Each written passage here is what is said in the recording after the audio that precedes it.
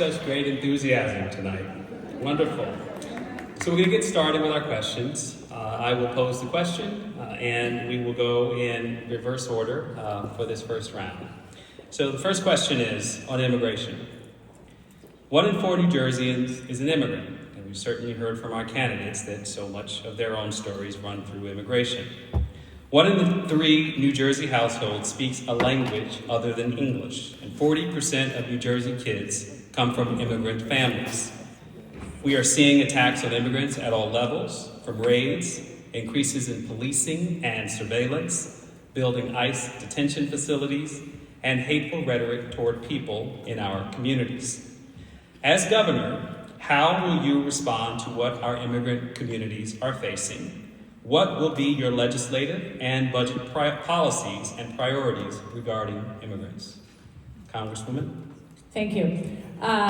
So this has long been something I've been fighting to address, especially when it comes to an immigrant detention facilities. We know that GEO, the facility operator who is trying to reopen Delaney Hall, has given millions to the Trump campaign. We know that GEO runs really poor facilities, and I've fought against having them here. I've joined Congresswoman Bonnie Watson-Coleman on a brief to stop the building of this. We've lost at the district court, but we're continuing to fight in the Third Circuit. Making sure here in this state that we are fighting against the constitutional violations we are seeing as people are being picked up off the street without charges. And I just want to say here that every single person should be concerned about what's going on, not just because we care about our immigrant population, but because this does not end here. I've served in countries where people are picked up in the middle of the night without charges and disappeared. I have seen what that looks like, and so this doesn't stop with people who are here on green cards. It doesn't stop with undocumented people. The president himself has said that he wants to extend this to U.S. citizens, that he wants to send people out of this country to prisons in El Salvador. And so that is where this is headed, which is why we have to take a stand and fight now here in New Jersey and make sure that we are holding any violations of our Constitution accountable, that we can use a strong AG to fight back against this. And the courts have got to enforce their orders. It is not enough for them to hand down orders that the president's not complying with. They have to stand up and enforce those orders. And as governor of this state, I will make sure that's exactly what our court system is doing.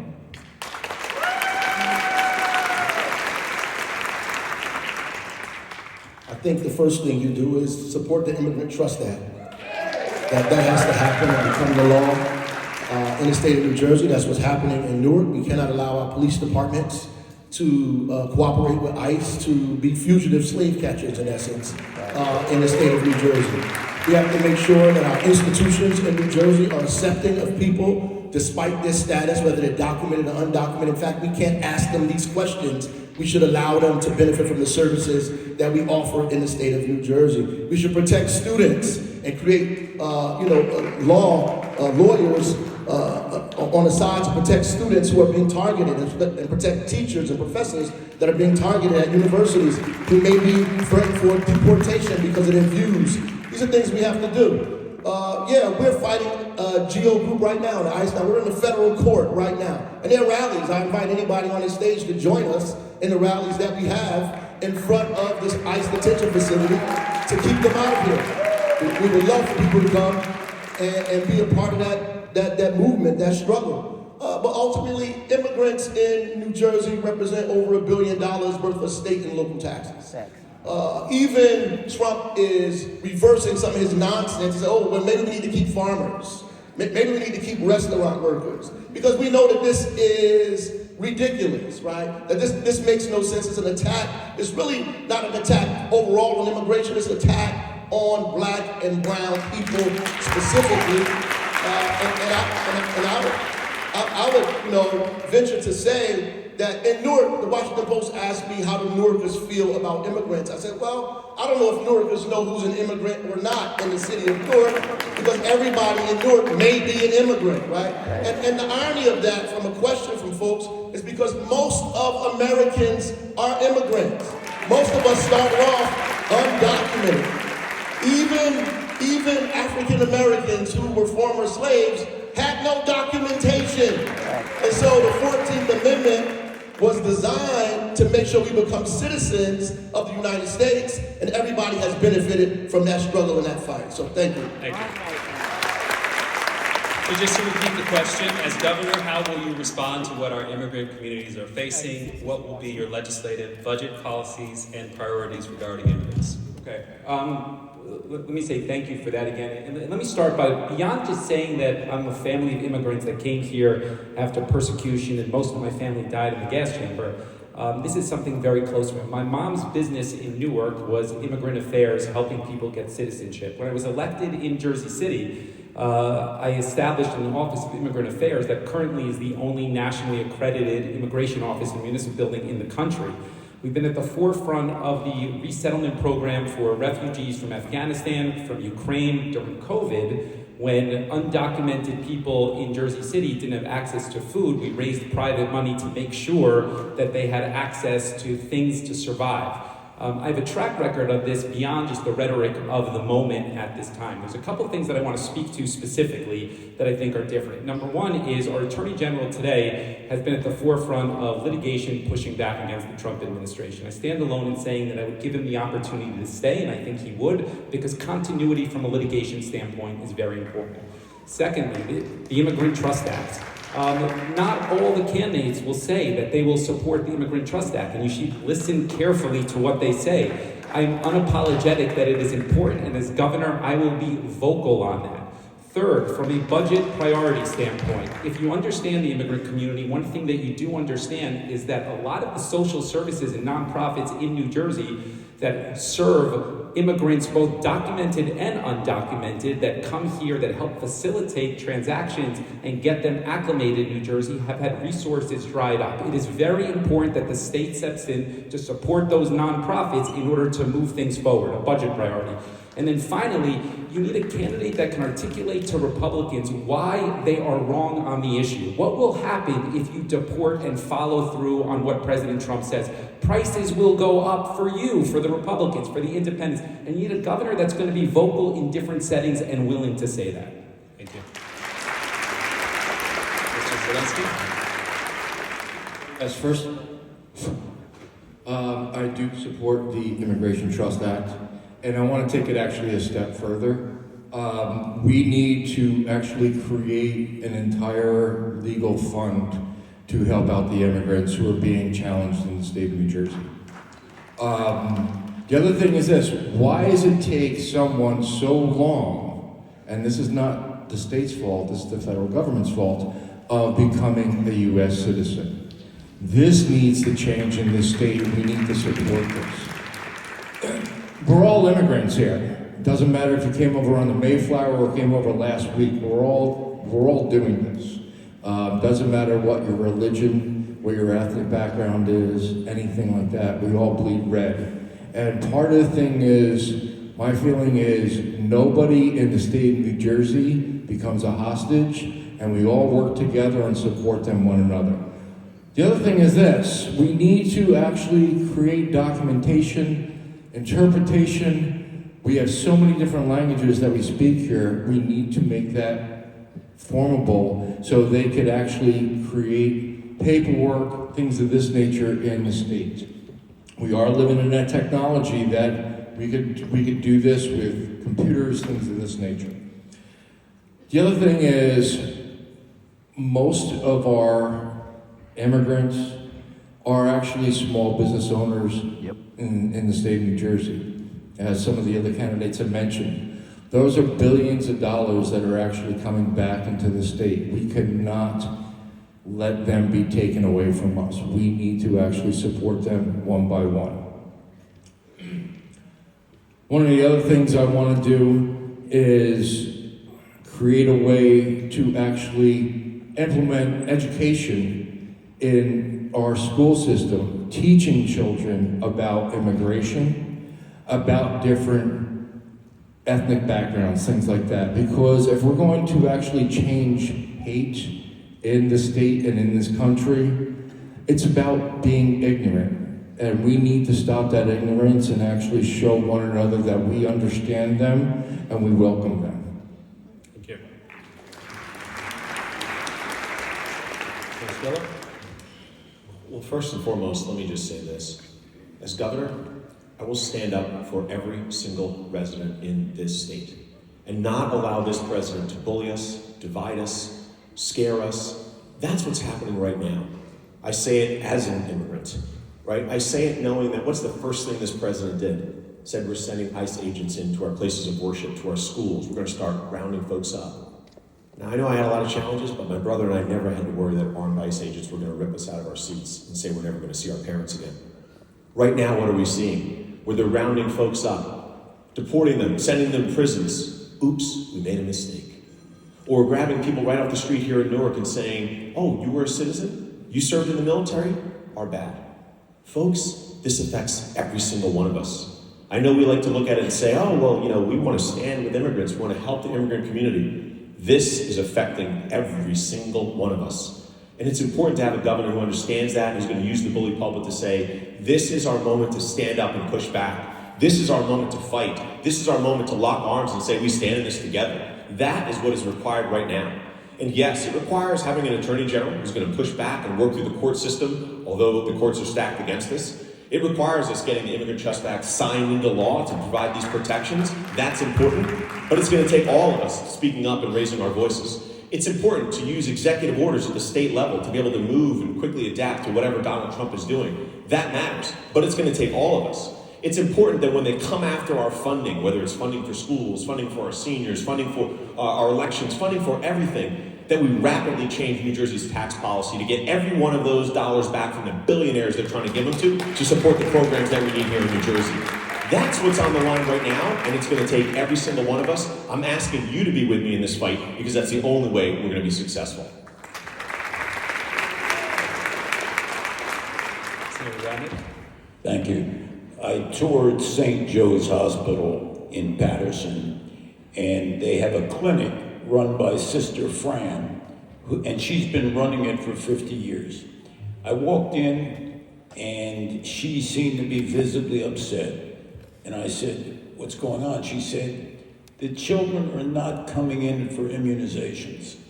People who are injured, including children, are not coming to the emergency room because they're living in fear.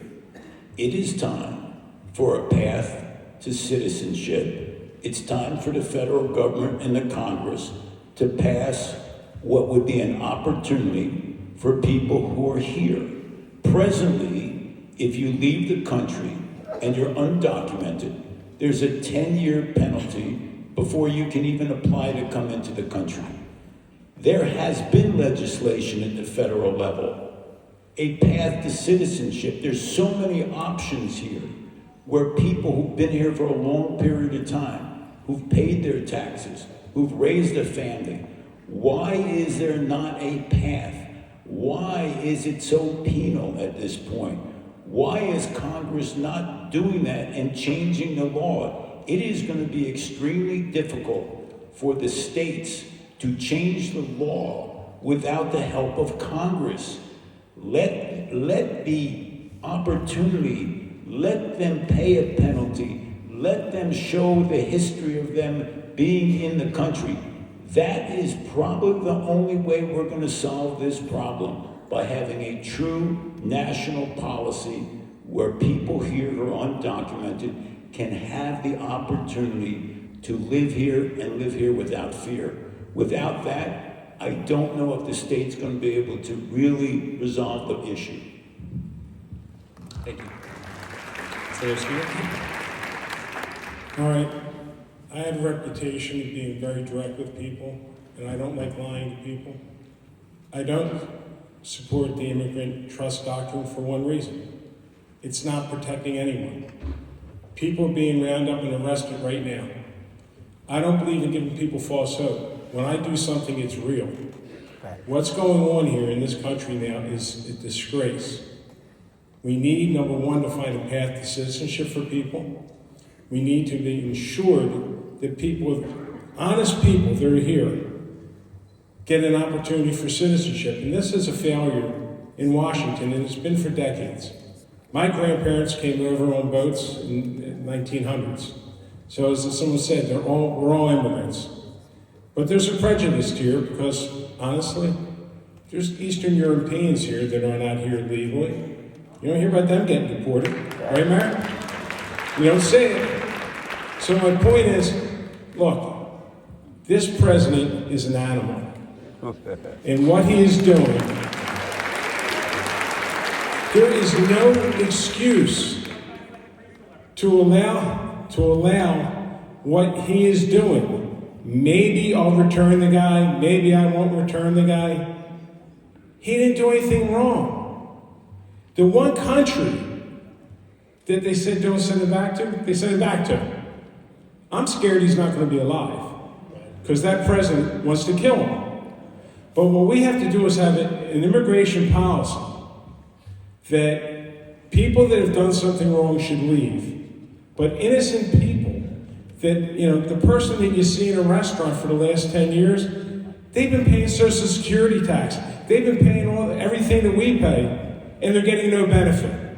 So a process that protects, not a process that makes people believe that they're protected. Thank you. We're going to move on to our next question, and I'm going to pose it to Senator Bramnick. We're going to move my left to right and come back to Senator Sweeney for the last answer. On Juneteenth of this year, the New Jersey Reparations Council, which I am co-chair, will release its report about New Jersey's often overlooked history of slavery and structural racism that has followed for generations. This, of course, is the story of a group of people who were not, in fact, immigrants. This shows up today in our state with some of the country's worst racial disparities, like our staggering $640,000 wealth gap between Black as well as Latino families compared to white families, as described in the Institute's latest report, The Two New Jerseys, A Deepening Divide. Threats to federal funding and the evisceration of federal workers has had a disproportionate impact on people of color in civil service and threatens to make this gap even wider. If elected governor, what priority will you give to closing the racial wealth gap? And how specifically will you do that through policy and investments? I believe in opportunity, and by creating opportunity in this state and doing it fairly and making sure that we encourage diversity, I believe that this state can flourish. I have always supported policies that would encourage diversity. I'm not one of those individuals who think that inclusion is something foreign to our country or foreign to our state. Creating a vibrant economy in New Jersey, creating opportunities for all is going to be my platform by bringing in new business, helping the urban centers. I was an urban councilman in Plainfield for 6.5 years. I think I understand many of the problems that the urban areas suffer. I think that the most important thing is to open your heart, understand the dilemma that many of brown and Black individuals suffer, and try to create that opportunity. I will follow the model that Governor Tom Kean set in the 80s. At that point in time, we cherished our urban centers, and we cherished opportunity for all, and that's going to be my platform. Thank you. Mayor Spiller? Listen, when we talk about disparity, we've got to talk about systems. First and foremost, we can't be surprised when we elect the folks that are beholden to the big money and the institutions that are perpetuating this. We elect them, and the same thing ends up happening, or it gets worse, right? Here we are, right, having the same conversation over and over again. If we truly want to address some of these, I remember we're at the African American Chamber, and we're talking about the disparity study in terms of our small businesses, minority, women-owned, veteran-owned. We say, oh, well, we've got to help our small businesses. Okay, but we've actually got to help our African American, our minority, our women-owned businesses, because right now the criteria that we use excludes them from being able to participate. So if we just put more money into a system, we're only helping some, and we're not helping with the disparity that we're talking about. When you want to talk about trying to help people buy more homes, that's great, we need more loan opportunities. But when you talk about banks that discriminate against folks and certainly charge a higher rate for people of color and eating up their wealth and inability to gain that over time, that matters. If we don't change that system, plugging more money in doesn't solve the problem. If we don't address an issue around like incarceration, right, school to prison pipelines that disproportionately, again, put people of color behind bars, limiting their ability to earn generational wealth, we're not addressing the system, we're not solving the issue. We've got to look at the very systems that are in place working exactly as they are intended that constantly keep these gaps worse and worse and worse. Right now, this is our chance. This is our chance to fundamentally change all these pieces at the core. Let's invest in changing these systems. That's how we move ahead with the good policies that we add on top of them to make the difference in folks' lives.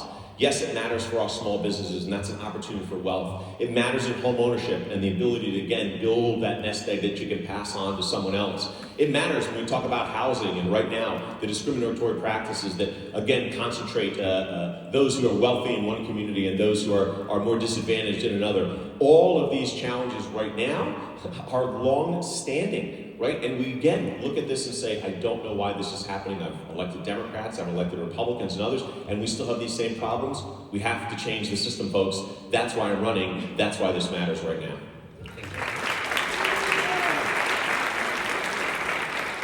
So when I look at some of the problems that we have in the state of New Jersey, and then I look at the solutions, those solutions have to solve 3 or 4 different areas. So again, one of the things I brought up is our electric prices going up. I'm looking to add 100,000 new jobs into the state of New Jersey between agriculture, manufacturing, installation over the next few years. Part of that is education, getting these people trained with certification of installation of these products. The other thing is this. New Jersey has 50 food deserts throughout the state. My goal is to create small businesses with those people who are living in those neighborhoods and actually create food for them in urban agriculture 365 days a year. It can be done. It was done in Milwaukee, Wisconsin. On 3 acres, they actually produced 1 million pounds of food and fed 10,000 people in their neighborhood. It can be replicated. Those are some of the things that I'm looking for to actually bring about jobs, employment, education into the state of New Jersey. This is actually going to bring up the people in those specific neighborhoods. That's going to bring up the minorities, things of this nature. This is the way that we change the state of New Jersey, working together, bringing that about. Thank you. I'll start by saying I want to build on something that Mayor Spiller said. I think he gave an excellent answer, actually, talking about some of the challenges here in New Jersey. Jersey City passed a resolution in support of the Reparations Council, making sure that we are supportive of it moving forward, and I'm very eager to see what those recommendations are. And I track this conversation around the country on where different states are. I think there's a couple things right off the top of my head that I think New Jersey has missed with regards to this. And I understand it's a polarizing conversation, but the reality is that if you think about the data and the metrics on the wealth gap, it's hard to argue that something does not need to be addressed here in New Jersey. The reality of the situation is that I think over the last 8 years, there's been a missed opportunity with regards to the segregation conversation in schools and the segregation conversation in housing. At the forefront of solving this conversation around equity, you need to think about people having opportunities, and housing is at the forefront of that. How do we build more housing? And we have a very aggressive plan that more than doubles the housing production. And the second part is around school access. How do we build more schools that reflect the state that we live in? And then the third thing I would touch on is really kind of the diversity study that Sean touched on earlier. We know that the set-asides today are not working and the procurement process isn't working, and I think the governor needs to show some leadership in how they ultimately push municipalities and the state to get more bids for minorities, have some flexibility around the bids in order to create more opportunities for minority communities, and ultimately encourage people with more business and financial opportunities to bridge the gap that exists today. So I would tell you those are the three things that I would focus on. I would focus on housing, I would focus on education, and I would focus on employment opportunities through diversity and inclusion, and I think those are at the forefront of solving this issue.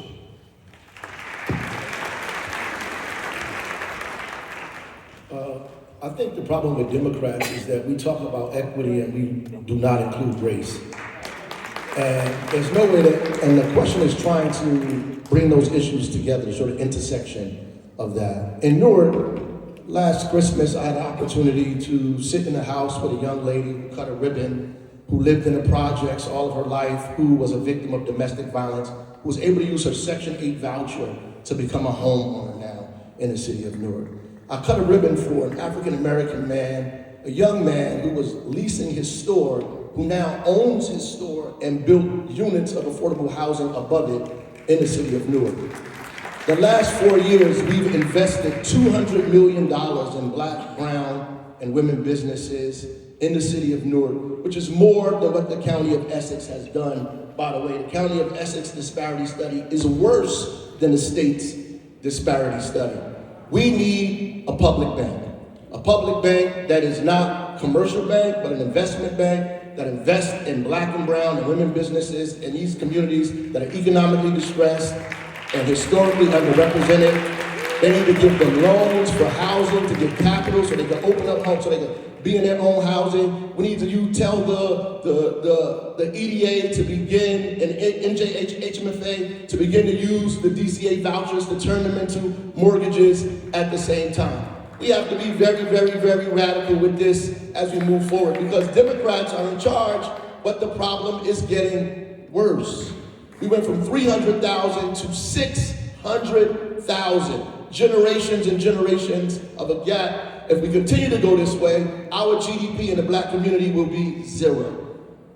And so it's important for us to do something today, right? To use the public bank to do that today, right? To talk about reparations today, right? To figure out what earned income tax credits look like, what expansion of child tax credits look like, and put them in communities where people need it the most, where Black and brown and economically distressed folks are, to use our bully pulpit and our legislative authority to begin to push these things in communities where Black and brown people are in the most. We cannot afford to skip that. Thank you. Thank you.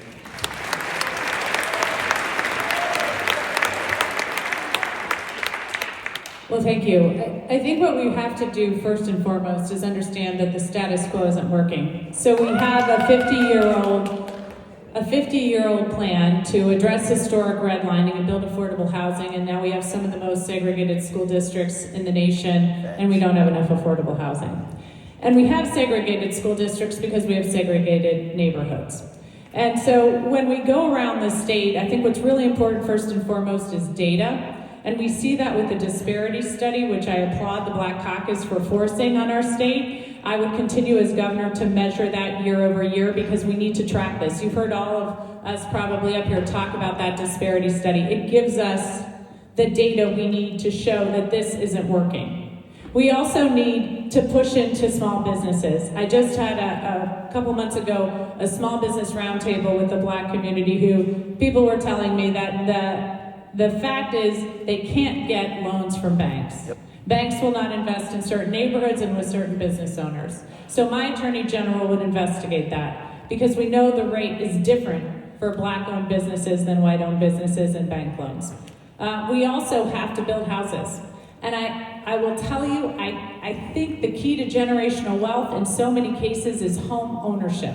We have got to make that accessible to people. And the reason I say this is key to the Black community is because we know that only 30% of the Black community owns their home and 70% of the white community. And that is key. I have a guy on my team right now who, when his father died early, it was their home equity that saved the family. So apartments aren't going to cut it. Without the ability to start to invest in and own that home, it is going to be very difficult to build generational wealth. That's why I want to build more homes, drive the cost down, push in programs for first-time home buyers, help with that down payment so we can get more Black families into homes. Thanks. Thank you. So to our producers backstage, I'm answering the follow-up question. Oh, I'm so sorry. That's all right. Mayor Baraka knows I'm always forgotten. Again, listen, the diversity study wasn't forced on us. I was proud to pass it with late Senator Ron Rice. The diversity study was needed. The frustration is that we had to do a study to prove what we knew what was wrong. You know what I mean? Everyone knew the system wasn't working in procurement. We shouldn't have had to done a diversity study. If you go back to 2015, it's the same system. Procurement is broke in New Jersey. And there's barriers that make it very hard for small minority business owners to actually access and to become part or participant to actually get business from the state of New Jersey. The diversity study embarrassed, I think, everyone because of how bad it was. But again, we knew what it was. So we did a study to put it in front of everyone. So everyone could see certain communities weren't being treated right. But we knew the problem. You need to find the solutions. We had a big problem with small minority contractors. I'm in construction. One of the biggest problems for minority contractors is bonding. The access to get bonding. So you know what we did? We created a pool, a bonding pool, so small business, minority-owned businesses could get the bonding to be able to participate on the job. The other part that's very important, I think we all agree on this, housing is too expensive. Too many people are being delayed the opportunity to start accumulating wealth because they can't afford a house. This is going for young people. My first house was a townhouse. I was thrilled to own it. My wife's a hairdresser, I'm an iron worker. You would say my first house was a townhouse, it was affordable housing. And I didn't get any crap about my house. You know what I mean? So we got to build more housing, help young people get, first-time home buyers get larger credits so they can afford the mortgage to get in the house, so they can start accumulating the wealth, because it's not okay what's going on right now. Thank you. And my apologies, Senator Sweeney. So a quick question as a follow-up. We're going to do this fairly quickly. It's a pretty straightforward question, but to set up the follow-up, we've heard from Mayor Fulop about the importance of his own family legacy in relationship to the Holocaust. And for those who study reparations and who have done this kind of work around the world, have used the effort to make redress, to acknowledge the harm, and to commit to never again repeat those harms, has been at the cornerstone of various reparative processes that have taken place from South Africa to Northern Ireland to Rwanda and many other places. Senator Cory Booker has proposed a national U.S. Truth Commission for the nation, along with Senator Barbara Lee, which has not made it out of committee. But here in New Jersey, since at least 2019, a legislative effort to produce a reparations bill has stalled in every legislative session.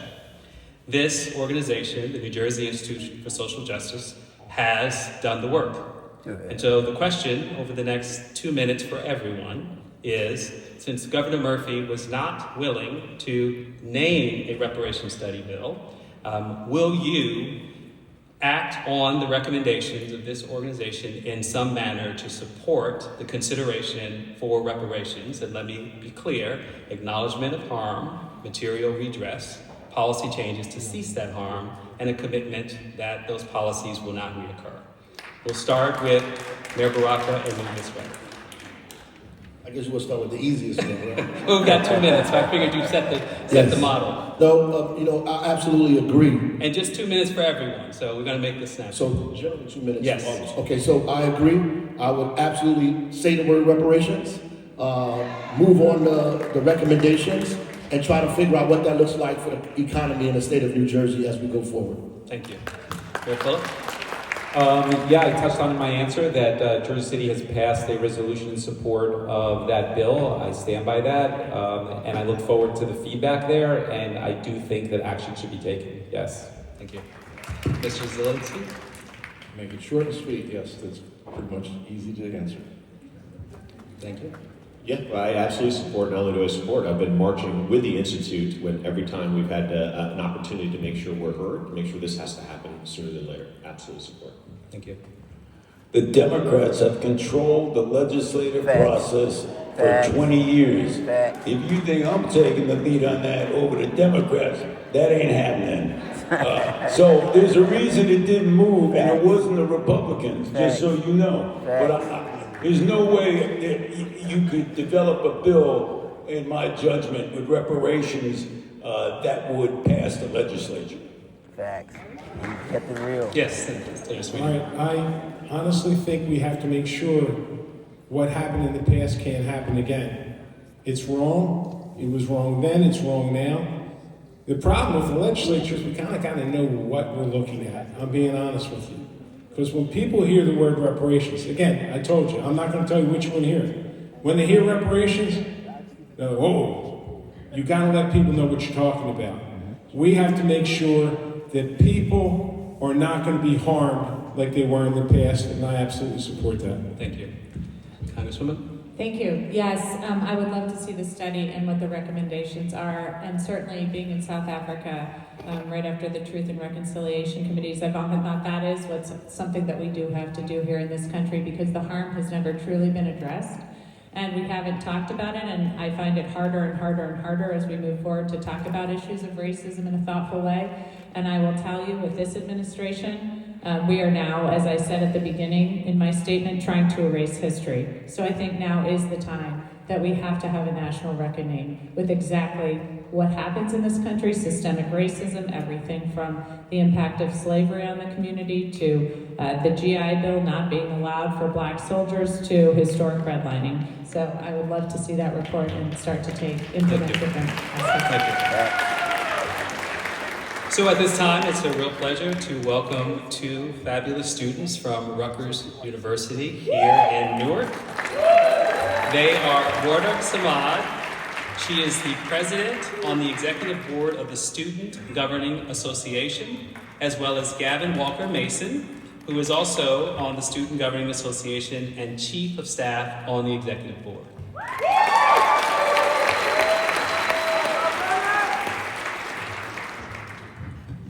Thank you all so much for having us. It's our great pleasure to be here with you all today. So, as you may all know, this week is nationally recognized as Black Maternal Health Week. New Jersey has the 4th highest maternal mortality rate in the nation, with Black women being 7 times more likely than white women to die before, during, or after giving birth, while Black children are 3 times less likely than white children to see their first birthday. Over the last several years, this administration has taken some steps to address these disparities, including a $75 million state investment in establishing the state's first maternal and infant health innovation center. Since then, we have noticed that while the state's overall ranking in maternal health deaths has improved, but the rates for Black women and children have not. With that, our question is as follows. What policies will you advocate for as governor to address the ongoing Black maternal health crisis and reduce the disparities in maternal health outcomes for Black women in New Jersey? Excellent. And we'll start with Mayor Spiller. You guys will keep me honest to make sure everyone gets to speak.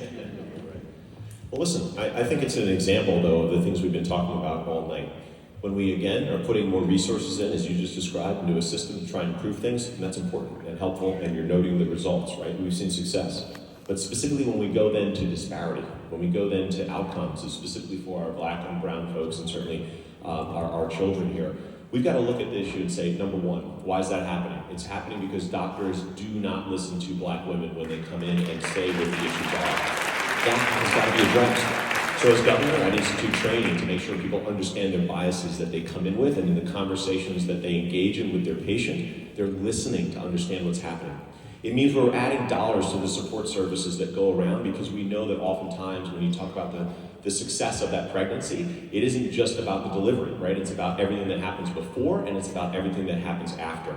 And when we talk about these wraparound services to that pregnancy, we've got to invest in that space, because primarily what we see is Black and brown folks who need to utilize those resources more than others to make sure they have a successful pregnancy. That's an important piece as well. We've got to make sure that as we're providing access to the institutions themselves for delivery and otherwise, we're also, again, looking to say, hey, what is the community doing as a whole in terms of the other pieces? Nutrition, as an example, right? And healthy opportunities for exercise, and certainly the pollution that exists in certain communities over others, Black and brown communities, right? The places where we focus our next coal generators, the places where we say, hey, listen, every one of these things has an impact on certainly a pregnancy. Every one of these has an impact on outcomes. And we can't pull all that away and say, hey, we're seeing some improvements, but we don't understand why it's not helping specifically in this community. As governor, I would understand that all of that goes together and say we need to address every single one of those pieces. They are connected conversations. It is not just about that delivery. We need to look at all those,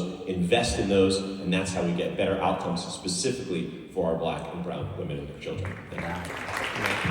Mr. James. I agree with many of the points that you made, but the problem is, why is this happening? It's part of our insurance that we have a problem with too. They're not taking care of the claims that are happening here. They're looking at two sides and saying, okay, you don't get the same type of conditions or care that the majority of the other people do. So that, first of all, needs to be addressed. Part of the reason why I'm looking into single-payer healthcare in the state of New Jersey is because we need to get away from the corporate interest that is really ruining our healthcare system here in the state of New Jersey and across the entire nation. We have a terrible healthcare system compared to 180 other countries out there. That's sad. So we need to actually fix that. That's one of the things. But again, we need to actually focus on that specific area where the minorities, the maternal minorities are happening and stuff like that. Create a real community service that supports them from prenatal all the way up to postnatal and a year after the birth. And part of it is nutrition. We need to fix our nutrition system and things of this nature. We need to actually be eating healthy. These are some of the things that I would address. I would actually spend a lot of money, into actually looking at this because everybody counts. Thank you.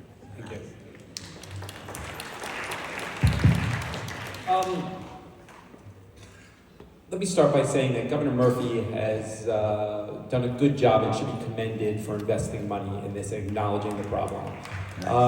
And it's a stubborn problem because the problem hasn't decreased over time. And you could ask yourself why.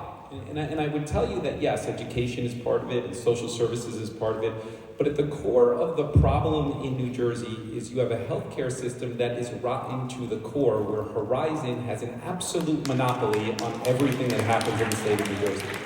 If you're not willing to address Horizon and create competition there, you will never get the outcomes that we seek here for every community, particularly minority communities. And I want to tie that together for a little bit. In New Jersey, you have a unique phenomenon that's also allowed, that is counter to patient outcomes, where hospitals consolidate and you have 3 or 4 monopoly systems in the entire state of New Jersey of hospitals. And often, the hospitals that are focused on with the most financial resources are not the urban hospitals, they're the suburban hospitals because of the insurance payers there, again with Horizon. And I'll also tell you that the hospitals are often in partnership with Horizon. Which, if you take a step back, from a business standpoint, is something that shouldn't be permitted, because by nature they are conflicted, and the fact that they are driving revenues together speaks to the fact that they are not focused on patient outcome. The reality is that healthcare in New Jersey has gone sideways, where your doctor and your medical provider doesn't control your outcome anymore. It's controlled by the insurance company, Horizon, and the hospital provider, and that dictates what ultimately happens. And let me tie that back together, particularly around urban and minority communities.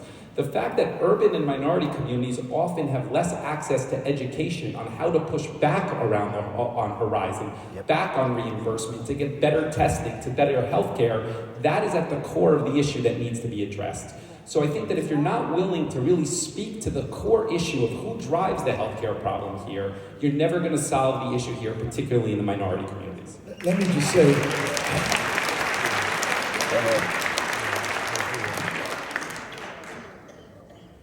let me just say that I agree with a single payer system. I agree that the insurance companies and hospitals need to have intervention and we need to lower costs. But I want you to listen to this data point. I want you to be clear in what's being said. African American women are dying 7 times more in hospitals giving birth. But here's the piece that you're missing. It does not matter their socioeconomic status. That's the point that's missing. So you could grow up in a projects, public housing in Newark, or a 7-room house in Maplewood, and the outcomes are still the same, right? Which means that this is about racism. That's what it's about. It was about doctors who refused. Look, when my wife was pregnant and we went to the hospital, she was crying because the baby was breech. I thought I did something wrong. But the reality is, our women, when they go to the hospital, they're stressed because they may not come out, or their children may not come out. We need a statewide committee of black and brown women who are making policy and holding hospitals and doctors accountable, right? We need Medicare and Medicaid to pay for doulas and midwives, to give them training and allow them in hospitals with our mothers and grandmothers and sisters and daughters so they can sit there and direct these people so they can be culturally proficient when dealing with women from our community. You cannot be afraid of the women of our community and care for them at the same time. You cannot think that they have a higher threshold of pain than everybody else, that they're making things up, that somehow, because we've endured so much in America, we can endure pregnancy and pain on a hospital bed. You need a doula and a midwife in there to guide the doctor's hand, and the state should pay for it.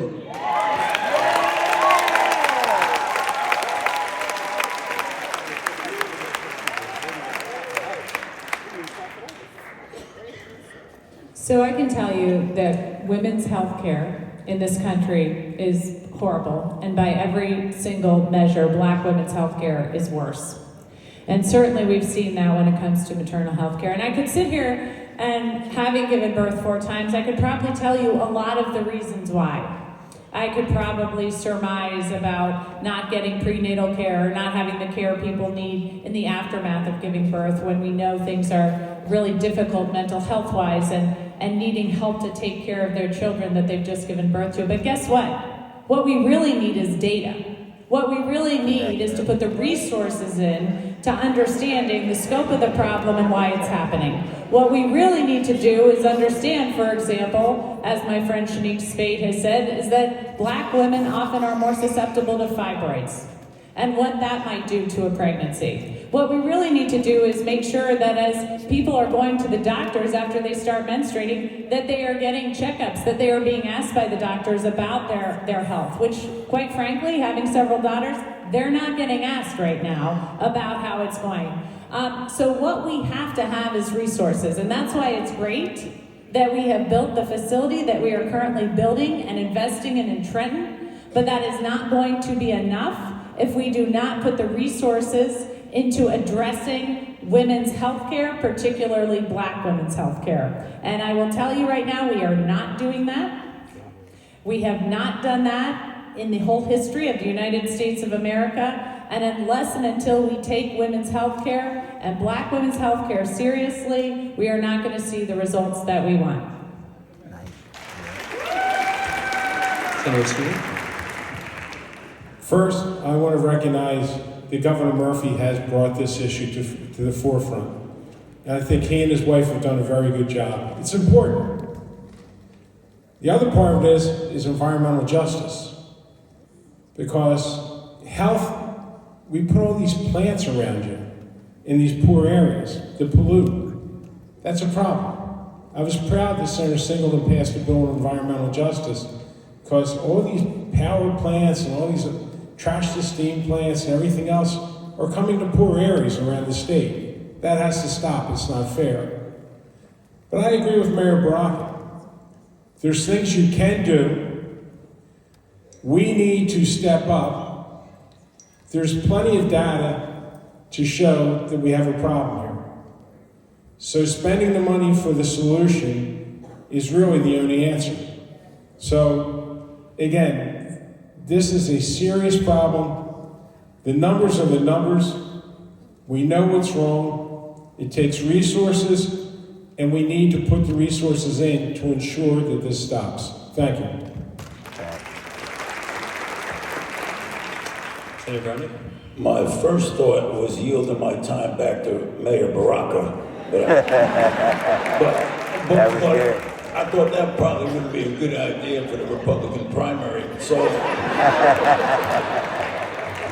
I did offer him a position in the cabinet, but he rejected that wholeheartedly immediately. So this is an issue that has been extremely serious to me over the past 20 years in the legislature. I had a bookkeeper who had late-stage colon cancer, and she came to me and said, it's more stressful trying to get approval for an MRI than the cancer itself. We've reached a point where you can't get to a specialist. You can't even get to your own doctor.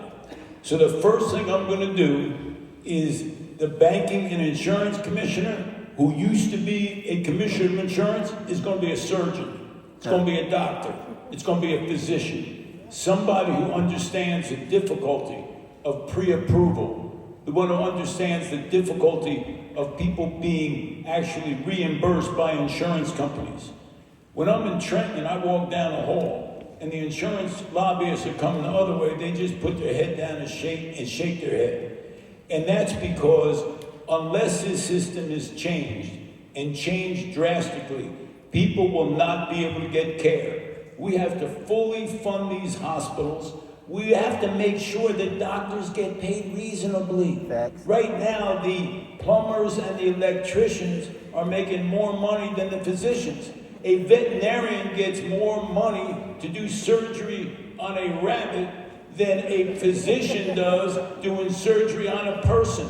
The system is upside down. So when we talk about women's health, we're talking about everybody's health.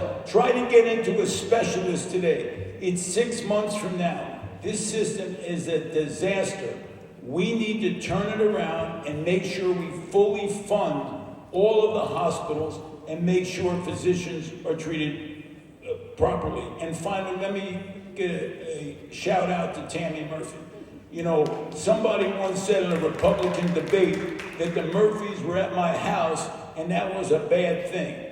Let me tell you something. The Murphys are friends, and Tammy Murphy has worked really hard on maternal health, and I will continue down that path. Thank you. No, I didn't yield the time. That was a joke.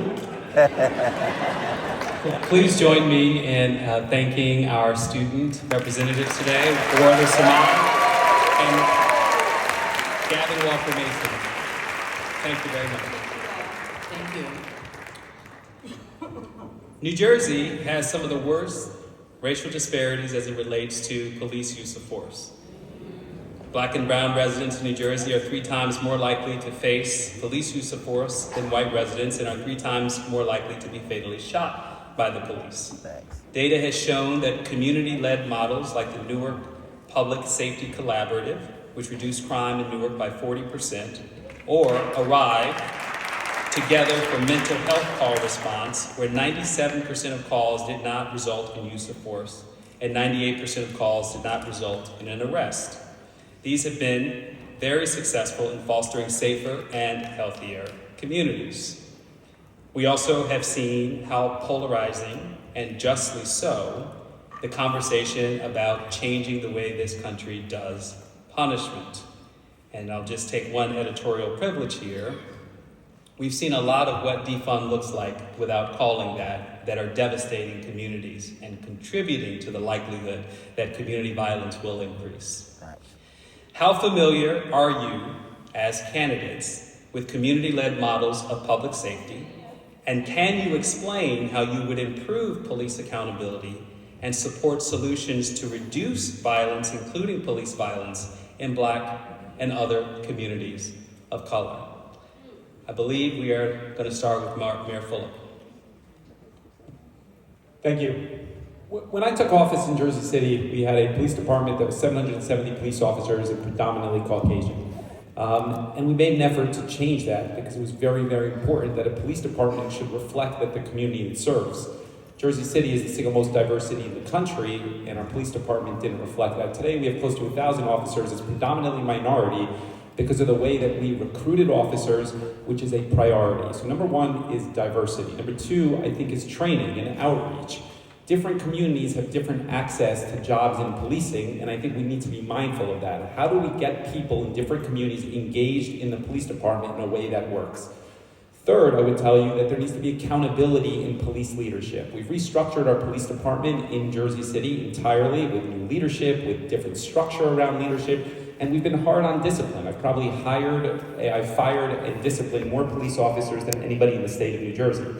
With regards to accountability, you need a CCRB, a Civilian Community Review Board, that has subpoena power, that actually holds people accountable with real teeth to it, ultimately. Jersey City has seen a historic decrease in homicides and violent crimes. Last year, we had the lowest homicide rate of any city of the top 100 east of Texas. We had 7 homicides in the entire city. And that was a dramatic change from what happened in the past, and largely because we changed the policing model. Finally, I'm going to talk about social services and when people come out of the prison system. Today, Governor Murphy has invested a lot of money into that, but it's predominantly to 1 or 2 providers of reentry services, particularly the New Jersey Reentry Corporation, as an example, gets close to $20 million a year. And they do a good job, but they're not the best messenger. I think the governor needs to empower local nonprofits in each city that has better, credible messengers to help those people, and that's where the money needs to be going. So those are the things I'd focus on as governor. Thank you. We're going to move to Mr. Zielinski and come this way this time. Thank you. So I think part of it is education and working with the community.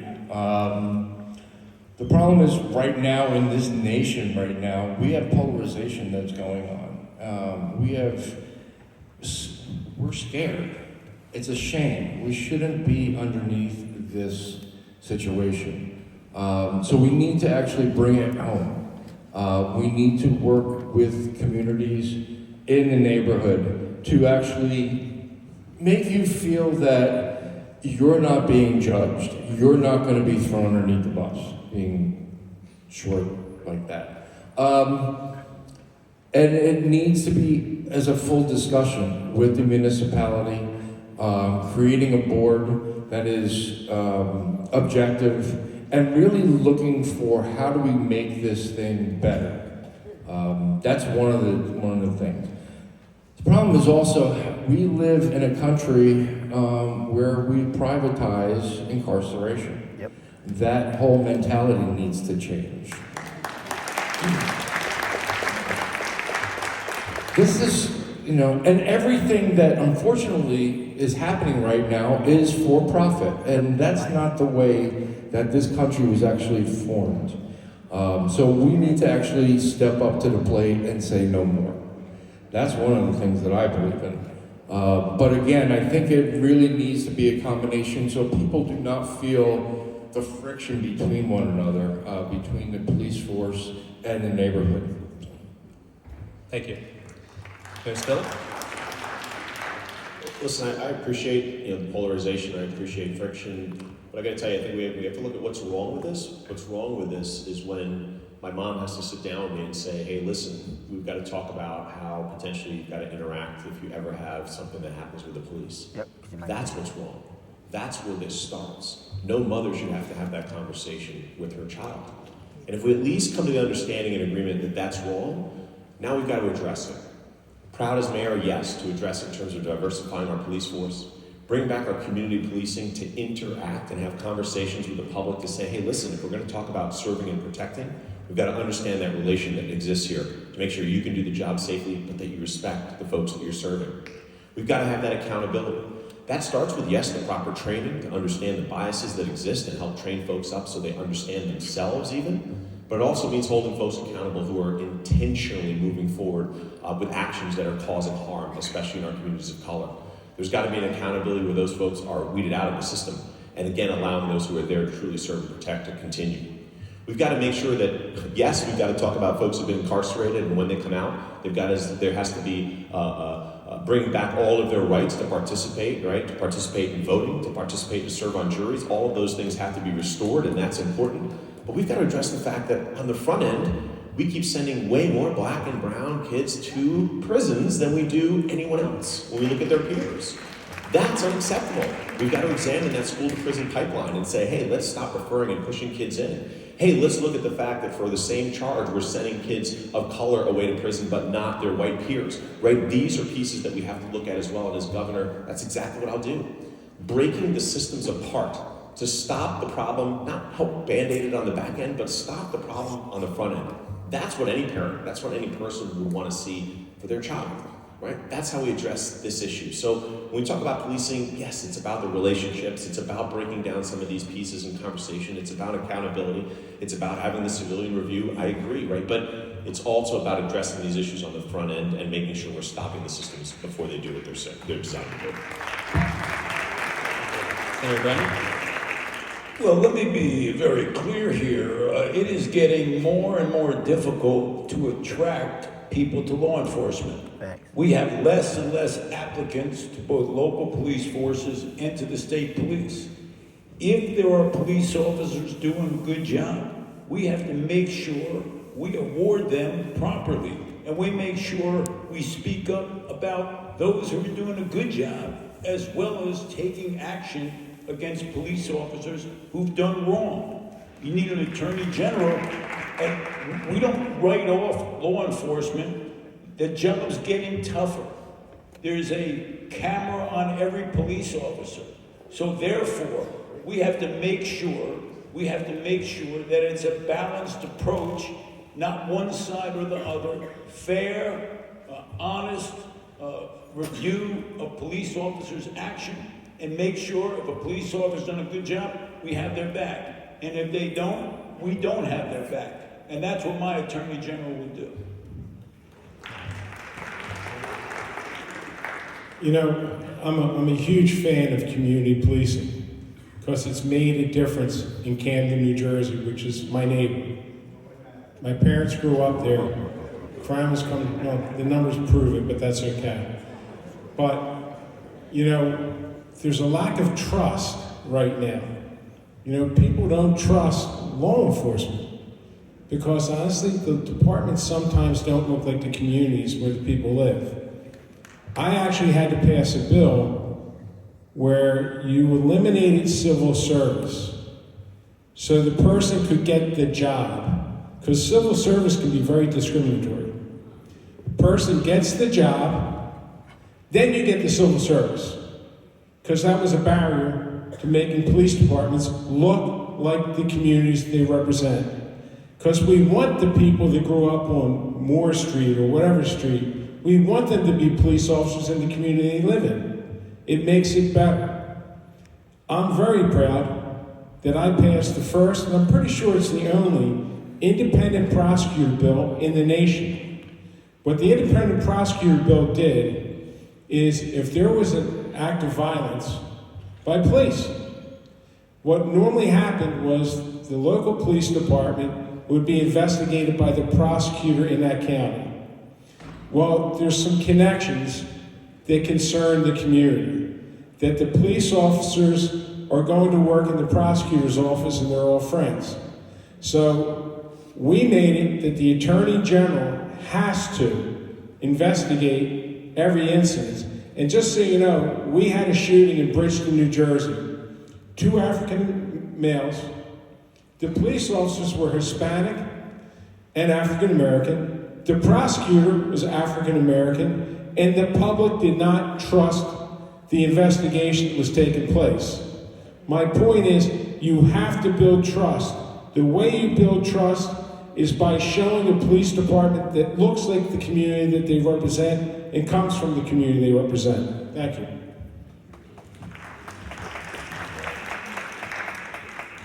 So when I was first hired at the U.S. Attorney's Office, there was a hiring freeze on prosecutors, and I came in as someone working on Eric Holder's Smart on Crime initiative. So I was the outreach and reentry coordinator, and we helped to start the district's first federal prisoner reentry court in New Jersey. And as we're working with people coming out of federal prison, you have a criminal history, of a background on people, and it's not just criminal, it's their social history as well. And time after time after time, you saw an inflection point in a mostly young man's life when he got on a different direction.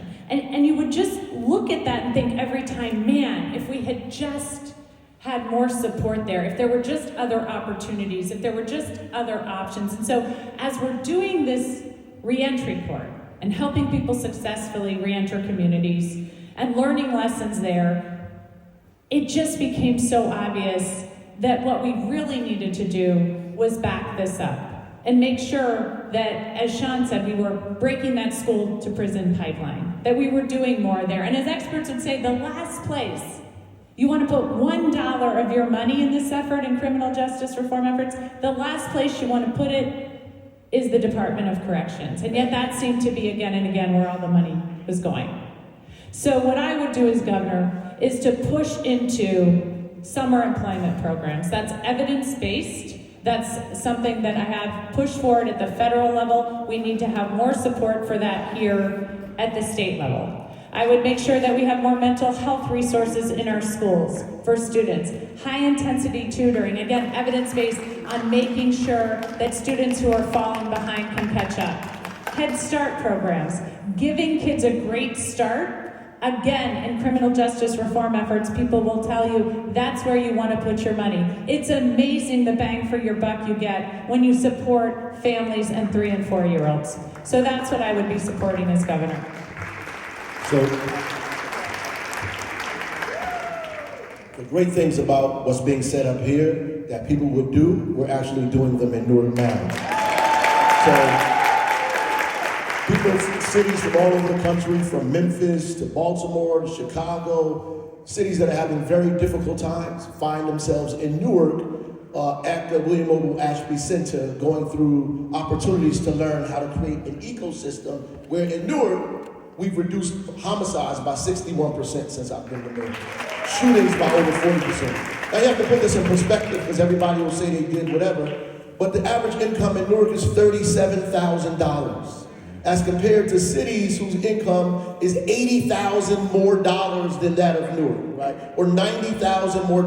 So the resources in these communities are a lot more advanced. So the work that we're doing is miraculous work here in the city of Newark to help people stay alive. So much so that Barack Obama recognized us, brought us to Chicago and recognized us for the work we're doing in black and brown communities for reducing homicides and reducing violence in cities like Newark. And so we created an ecosystem, an Office of Violence Prevention. The state did the same thing after we did it, created an Office of Violence Prevention. But don't stop there. The federal government created an Office of Violence Prevention and invited us to the White House lawn as they cut the ribbon for their Office of Violence Prevention. I sat in the Rose Garden as they did that because we began this process in Newark with the help of Rutgers University, right? With the help of University Hospital, with the help of community violence intervention organizations in our city, with the help of community partners. Together we created an ecosystem here to reduce violence by putting public back in public safety,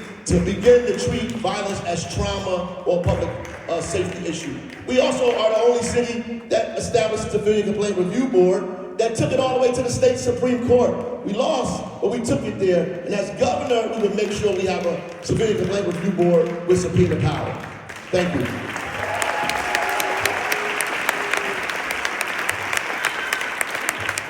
So we promised 4 questions. You got 4.5, and so I'm going to stick to the plan.